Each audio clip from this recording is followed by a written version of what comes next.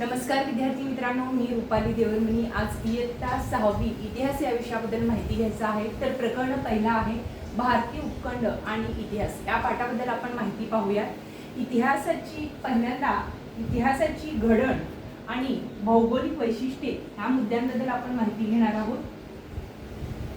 इयत्ता 5वीत आपण मानव आणि त्यांच्या भोवतालचा परिसर यांचा परस्पराशी कसा घनिष्ठ संबंध असतो हे विस्ताराने पाहिले। आदिमानवाच्या जीवनमानातील आणि तंत्रज्ञानातील बदल त्यांच्या परिसरातील बदलांशी कसे जोडलेले होते हे पाहिले। अश्मयुगीन संस्कृती ते नदीकाठच्या कृषी प्रधान संस्कृती हा मानवी संस्कृतीचा इतिहासाचा प्रवास कसा घडला याचा आपण आढावा घेतलेला आहे। तर इतिहास म्हणजे मानवी संस्कृतीच्या प्रवासात घडलेल्या सर्व प्रकारच्या भूतकालीन घटनांची सुसंगत मांडणी। स्थळ, काल, व्यक्ती व समाज हे इतिहासाचे 4 प्रमुख आधारस्तंभ आहेत। या 4 घटकांशिवाय इतिहास लिहिला जाऊ शकत नाही। यापैकी स्थळ हा घटक भूगोलाशी म्हणजे भौगोलिक परिस्थितीशी संबंधित आहे। इतिहास व भूगोल यांचे नाते अतूट आहे। भौगोलिक परिस्थिती इतिहासावर अनेक प्रकारे परिणाम करत असते।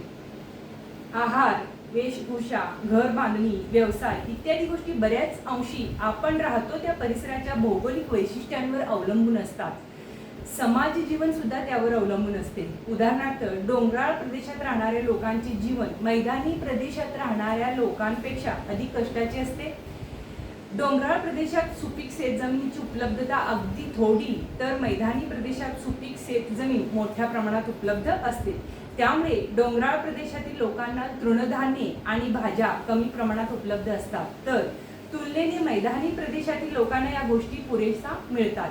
त्यांचा परिणाम खाण्यापिण्यावर झालेला दिसतो। डोंगराळ प्रदेशात राहणाऱ्या लोकांना अन्नासाठी शिकारीवर आणि जंगलातून गोळा केलेल्या पदार्थावर अधिक अवलंबून राहावे लागते। अशाच पद्धतीने डोंगराळ प्रदेशात राहणाऱ्या आणि मैदानी प्रदेशात राहणाऱ्या लोकांच्या जीवन पद्धतीतील इतर गोष्टींमध्येही आपल्याला फरक आढळून येतो। तर विद्यार्थ्यांनो, आता आपण घरांचे प्रकार सुद्धा पाहणार आहोत। इथं आपण घरांचे प्रकार, डोंगराळ प्रदेशात राहणारे घरे, छपराची घरे किंवा कौलारूचे घरे कशा प्रकारचे आहेत हे आपण पाहू शकतो। याचं चांगले व्यवस्थितपणे पाठ्यपुस्तकामध्ये छायाचित्र दाखवलेले आहेत, त्याचं तुम्ही निरीक्षण करू शकता। घरांचे प्रकार, कौलारूची घरे कसे आहेत, छपरांचे घरे कसे आहेत, किंवा डोंगराळ प्रदेशात जंगलामध्ये राहणारे लोकांची घरे कसे आहेत हे आपण पाहू शकतो। तर आपण राहतो त्या प्रदेशातील हवामान, पर्जन्यमान, शेतीतून मिळणारे पीक, वनस्पती आणि प्राणी इत्यादी गोष्टी आपल्या जगण्याची साधने असतात। त्यांच्या आधारानेच त्या प्रदेशातील जीवन पद्धती आणि संस्कृती विकसित होत असते। जगण्याच्या साधनाची मुबलकता जिथे असेल तिथे मानवी समाज दीर्घकाळी वस्ती करतो। कालांतराने या वस्त्यांची ग्राम वसाहती आणि नगरात रूपांतर होते। पर्यावरणाचा ऱ्हास, दुष्काळ, आक्रमणे किंवा इतर कारणांमुळे जगण्याच्या साधनाची कमतरता भासू लागली की लोकांना गाव सोडून जाणे भाग पडते। ग्राम वसाहती, नगरे उजाड होतात। अशा अनेक घडामोडी इतिहासात घडलेल्या दिसतात। त्यावरून इतिहास आणि भूगोल यांचे नाते अतूट असते हे स्पष्ट होते। पुढचा पॉइंट आहे भारताची भौगोलिक वैशिष्ट्ये। आपला भारत देश विस्ताराने मोठा आहे। त्यांच्या उत्तरेला हिमालय, पूर्वेला बंगालचा उपसागर, पश्चिमेला अरबी समुद्र आणि दक्षिणेला हिंदी महासागर आहे। म्हणजे भारताची अंदमान निकोबार आणि लक्षद्वीप ही बेटे वगळता उरलेला प्रदेश भौगोलिकदृष्ट्या कसा आहे, सलग असा आहे। प्राचीन भारताचा इतिहास शिकत असताना आपल्याला हा भूप्रदेश लक्षात घ्यावा लागतो। त्याचाच उल्लेख आपण प्राचीन भारत असा करणार आहोत। म्हणजे आजचे पाकिस्तान आणि बांगलादेश इसवी सन पूर्व 1947 पूर्वी म्हणजे 1947 पूर्वी भारताचा भाग होते। भारतीय इतिहासाच्या जडणघडणीचा विचार केला असता खालील 6 भूप्रदेश हे महत्त्वाचे ठरतात। त्यात 6 भूप्रदेशाबद्दल आपल्याला आता माहिती घ्यायचं आहे। पहिला आहे हिमालय। बघा, हिमालयामध्ये हिमालय किंवा हिमालय पर्वताबद्दल आपल्याला माहिती पाहायचं आहे। तर विद्यार्थ्यांनो, छायाचित्रामध्ये आपण हिमालय पर्वत याचा पाठ्यपुस्तकामध्ये हिमालय पर्वत यांचं चित्र आपण पाहतो। त्यानंतरचा खैबर खिंड ह्याचं सुद्धा छायाचित्र आपण पाहणार आहोत। खैबर खिंड ह्याचं चित्र तुम्ही पाहू शकता।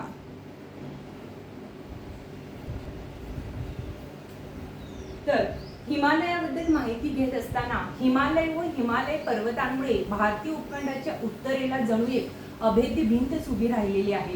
या भिंतीमुळे भारतीय उपखंड मध्य आशियातील वाळवंटापासून अलग झालेला आहे.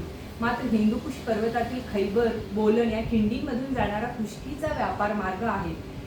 मध्य आशियातून जाणाऱ्या प्राचीन व्यापारी मार्गाशी तो जोडला गेलेला होता. चीन पासून निघून मध्य आशियातून अरबी प्रदेशापर्यंत जाणारा हा व्यापारी मार्ग रेशीम मार्ग म्हणून ओळखला जातो. कारण या मार्गावरून पश्चिमेकडील देशात पाठवल्या जाणाऱ्या मालात रेशीम हे प्रमुख होते. याच खिंडीतील मार्गावरून अनेक परदेशी आक्रमकांनी प्राचीन भारतात प्रवेश केला. अनेक परदेशी प्रवासी या मार्गाने भारतात आले.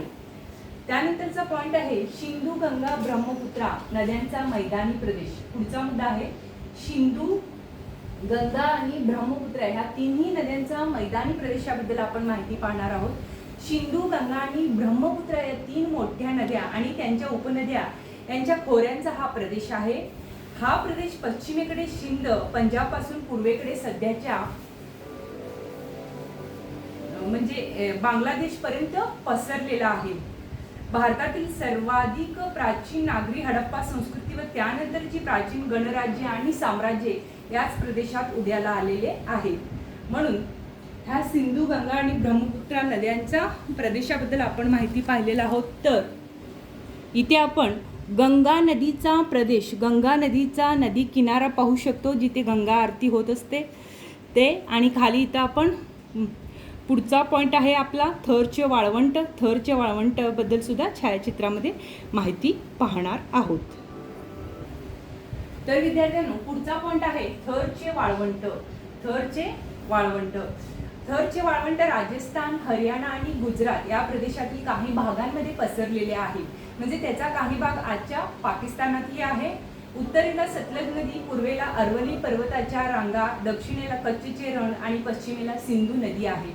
म्हणजे हिमाचल प्रदेशात उगम पावणारी घग्गर नावाची नदी थरच्या वाळवंटात पोचते. पाकिस्तानमध्ये तिला हाकरा या नावाने ओळखतात. राजस्थान आणि पाकिस्तानमधील तिचे पात्र आता कोरडे पडलेले आहे. त्या कोरड्या पात्राच्या प्रदेशात हडप्पा संस्कृतीचे अनेक स्थळे विखुरलेले आहेत. पुढचा पॉइंट आहे दख्खनचे पठार.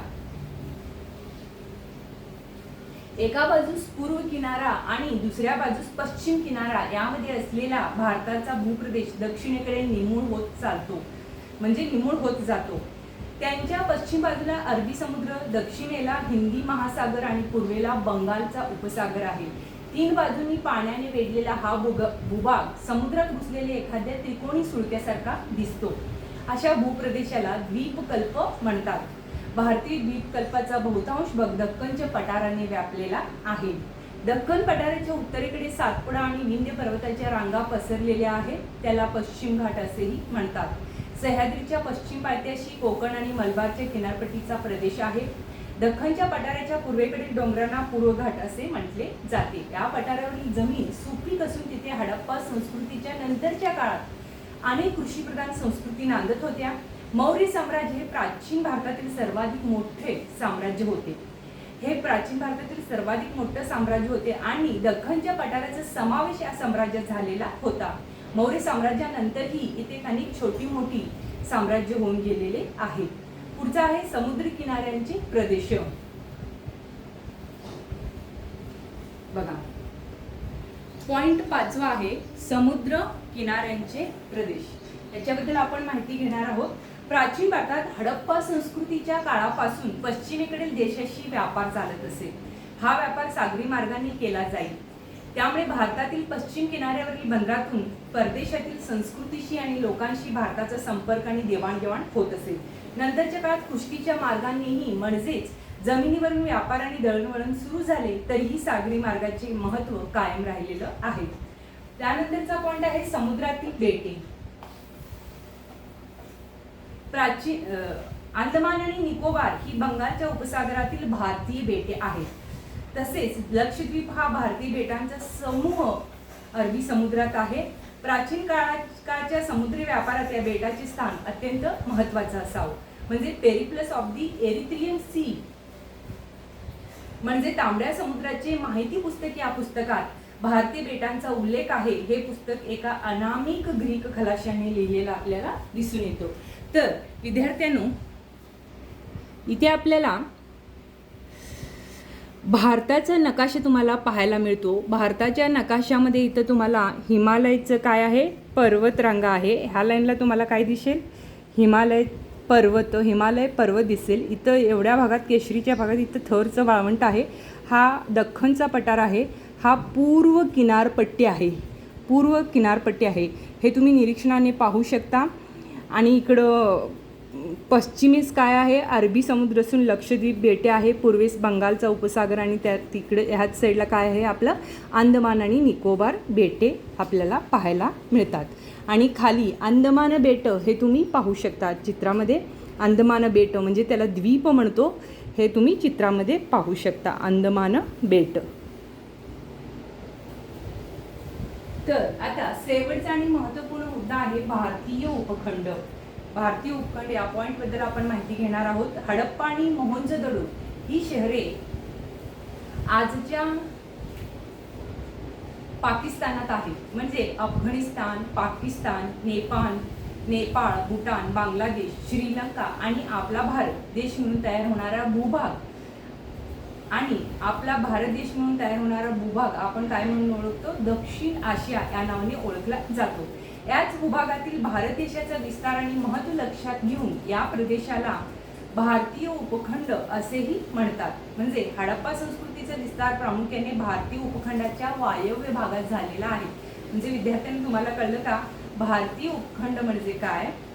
हडप्पा आणि मोहनजोदडो ही 2 शहरे आजच्या पाकिस्तानात असून ह्यामध्ये कुठकुठल्या देशांचा समावेश आहे, तर पाकिस्तान आलं, त्याचबरोबर अफगाणिस्तान आलं, नेपाळ, भूटान, बांगलादेश, श्रीलंका आणि आपला भारत देश, एवढ्या सगळ्या भूभागाचा मिळून दक्षिण आशिया म्हणून ओळखला जातो. या भूभागातील भारत देशाचा विस्तार आणि त्यांचा महत्त्व लक्षात घेऊन ह्याला आपण काय म्हणतो, भारतीय उपखंड म्हणून ओळखलं जातं. हडप्पा संस्कृतीचा विस्तार प्रामुख्याने भारतीय उपखंडाच्या कुठल्या भागात आहे, वायव्य भागात झालेला आहे. म्हणजे चीन आणि म्यानमार हे आपले शेजारी देश दक्षिण आशियाचा किंवा भारतीय उपखंडाचा काय आहे, हिस्सा नाही. म्हणजे चीन आणि म्यानमार हे 2 देश अपवाद आहेत, त्याला ते भारतीय उपखंडाचा हिस्सा बनत नाहीत. तरीही प्राचीन भारताशी त्याचे ऐतिहासिक संबंध आले होते. प्राचीन भारताच्या इतिहासाच्या अभ्यासात त्याचे महत्त्वाचे स्थान आहे. अशा प्रकारे भारतीय उपखंडाबद्दल आपण माहिती पाहिलं. तर विद्यार्थ्यांना आजच्या पाठामध्ये आपण भारतीय उपखंड आणि इतिहास या पाठामध्ये आपण इतिहासाची घडण कसं झाली, त्यांची भौगोलिक वैशिष्ट्ये कसे होते, भौगोलिक वैशिष्ट्यांमध्ये हिमालय पर्वत म्हणा, सिंधू गंगा ब्रह्मपुत्रा नद्यांचा मैदानी प्रदेश म्हणा, थरचे वाळवंट, दख्खनचा पठाराबद्दल किंवा समुद्र किनाऱ्यांचे प्रदेश, समुद्रातील बेटे, भारतीय उपखंड ह्या मुद्द्यांबद्दल माहिती पाहिलेला आहोत. अशाच प्रकारे व्हिडिओ लाईक करा, शेअर करा, सबस्क्राईब करा, जेणेकरून प्रत्येक व्हिडिओचं नोटिफिकेशन तुमच्याकडे येत राहील. धन्यवाद.